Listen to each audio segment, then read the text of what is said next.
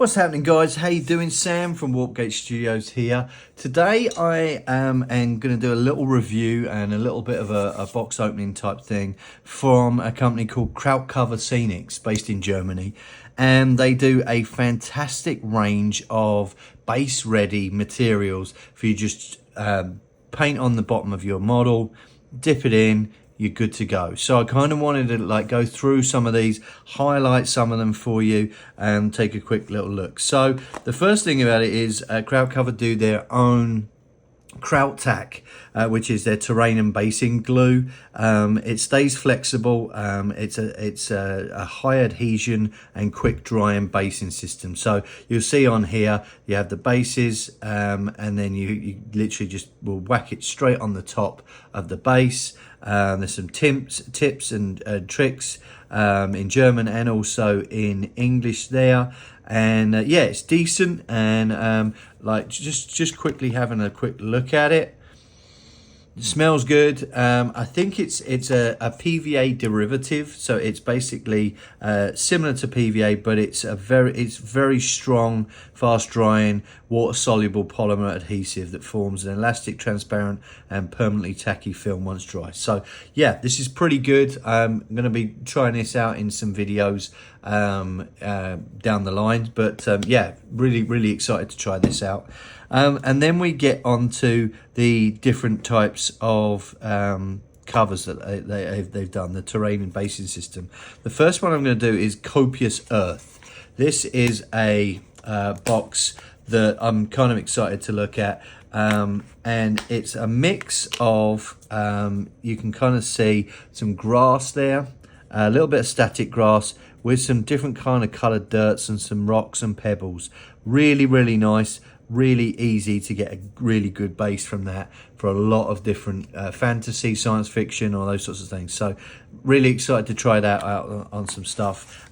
Looks super cool. The next one I'm going to have a quick look at is called Tales from a Forest Moon. And this one, I'm going to quickly go through all of these because these are super fun.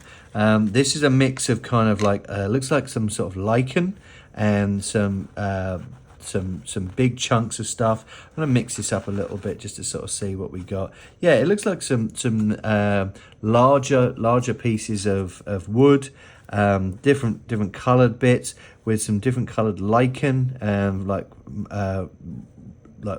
weeds and stuff like that in there for the basing. That I think I'm going to be a little bit more selective on using, but really looks good. I kind of like that to kind of mess around with. The next one I'm really excited about is this one called Forges of Doom. This one comes, you can see it on the bottom, with a huge amount of neon pigment, and I'm kind of excited to see how this goes.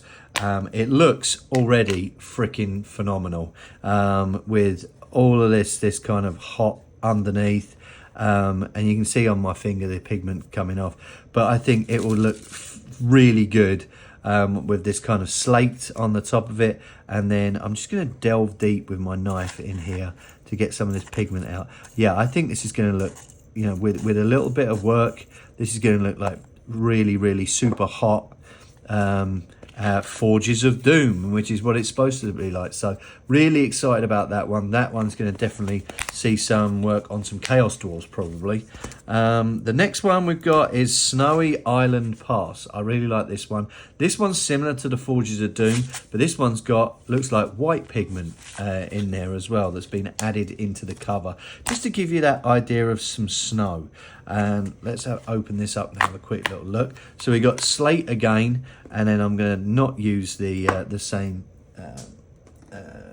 paintbrush. I'm going to use a little tool, hobby tool here, to go through, and you'll see that snow kind of comes through there on the slate. So really interesting, and I'm going to be messing around with these on some videos going forward to see what I can kind of come up with. But I really like that little bit of snow in there, just to kind of give it that icy, snowy Highland Pass. And I'm sure with this, with a little bit of snow effect, will look great.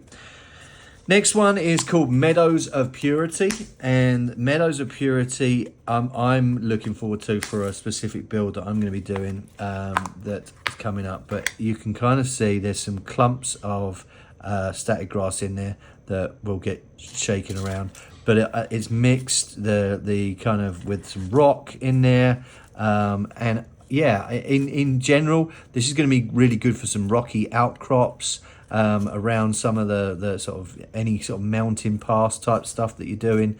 I'll kind of like it, and it'll be look really good on the bases. So definitely interested in that Meadows of Purity as well.